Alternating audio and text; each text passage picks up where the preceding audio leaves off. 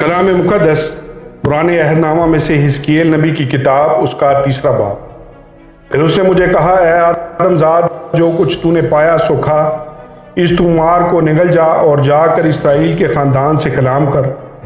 تب میں نے منہ کھولا اور اس نے وہ طومار مجھے کھلایا۔ پھر اس نے مجھے کہا، اے آدم زاد، اس طومار کو جو میں تجھے دیتا ہوں کھا جا اور اس سے اپنا پیٹ بھر لے۔ تب میں نے کھایا اور وہ میرے منہ میں شہد کی مانند میٹھا تھا۔ پھر اس نے مجھے فرمایا، اے آدم زاد، تو بنی اسرائیل کے پاس جا اور میری یہ باتیں ان سے کہہ،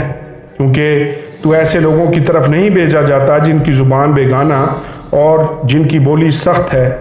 بلکہ اسرائیل کے خاندان کی طرف، بہت سی امتوں کی طرف جن کی زبان بیگانہ اور جن کی بولی سخت ہے، جن کی بات تو سمجھ نہیں سکتا۔ یقیناً اگر میں تجھے ان کے پاس بھیجتا تو وہ تیری سنتی، لیکن بنی اسرائیل تیری باتیں نہ سنیں گے، کیونکہ وہ میری سننا نہیں چاہتے، کیونکہ سب بنی اسرائیل سخت پیشانی اور سخت دل ہیں۔ دیکھ، میں نے ان کے چہروں کے مقابل تیرا چہرہ درست کیا ہے، اور تیری پیشانی ان کی پیشانی کے مقابل سخت کر دی ہے۔ میں نے تیری پیشانی کو ہیرے کی مانند چکماک سے بھی زیادہ سخت کر دیا ہے۔ ان سے نہ ڈر اور ان کے چہروں سے ہراساں نہ ہو، اگرچہ وہ باغی خاندان ہیں۔ پھر اس نے مجھ سے کہا، اے آدم زاد، میری سب باتوں کو جو میں تجھ سے کہوں گا اپنے دل سے قبول کر اور اپنے کانوں سے سن۔ اب اٹھ، اسیروں یعنی اپنی قوم کے لوگوں کے پاس جا اور ان سے کہہ، خداوند خدا یوں فرماتا ہے، خواہ وہ سنیں خواہ نہ سنیں۔ اور روح القدس نے مجھے اٹھا لیا اور میں نے اپنے پیچھے ایک بڑی کڑک کی آواز سنی جو کہتی تھی کہ خداوند کا جلال اس کے مسکن سے مبارک ہو، اور جانداروں کے پروں کے ایک دوسرے سے لگنے کی آواز اور ان کے مقابل پہیوں کی آواز اور ایک بڑے دھڑاکے کی آواز سنائی دی، اور روح مجھے اٹھا کر لے گئی۔ سو میں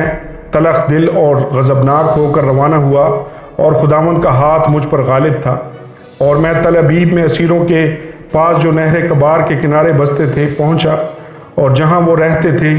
میں 7 دن تک ان کے درمیان پریشان بیٹھا رہا۔ خداوند حزقیل کو نگہبان مقرر کرتا ہے، اور 7 دن کے بعد خداوند کا کلام مجھ پر نازل ہوا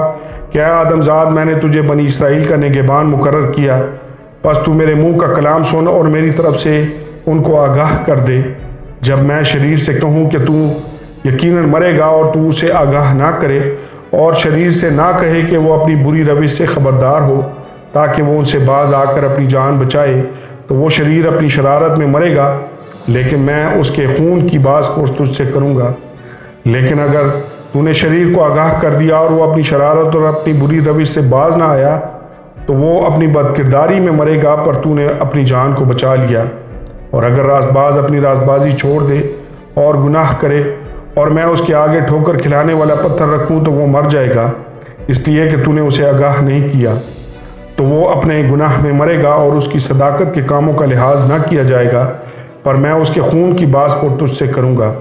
لیکن اگر تو اس راست باز کو آگاہ کر دے تاکہ گناہ نہ کرے اور وہ گناہ سے باز رہے، تو وہ یقیناً جیے گا، اس لیے کہ نصیحت پذیر ہوا اور تو نے اپنی جان بچا لی۔ حزقیل گونگا رہے گا۔ اور وہاں خداوند کا ہاتھ مجھ پر تھا، اور اس نے مجھے فرمایا، اٹھ میدان میں نکل جا اور وہاں میں تجھ سے باتیں کروں گا۔ تب میں اٹھ کر میدان میں گیا، اور کیا دیکھتا ہوں کہ خداوند کا جلال اس شوکت کی مانند جو میں نے نہر کبار کے کنارے دیکھی تھی کھڑا ہے،